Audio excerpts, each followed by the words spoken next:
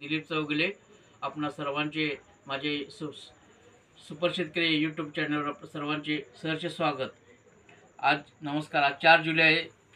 महाराष्ट्रातील सर्व शेतकऱ्यांना मला असे सांगायचे आहे की आता संपूर्ण महाराष्ट्रभर भात पिकाची लागवड चालू झालेली आहे। ज्यांचे रोपांचे प्लॉट तयार आहेत त्यांची आता भात पिकाची लागवड चालू आहे।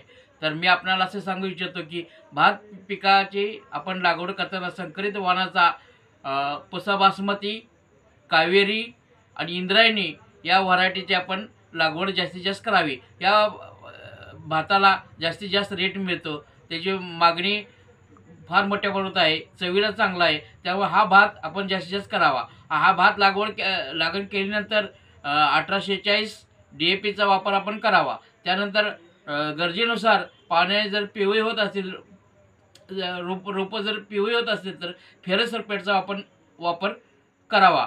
त्याचबरोबर 15-15 सुपला हे खत पण आपण वापरावे आणि गरजेनुसार आपण प्लॉटला 23-23-00 पण वापरावे।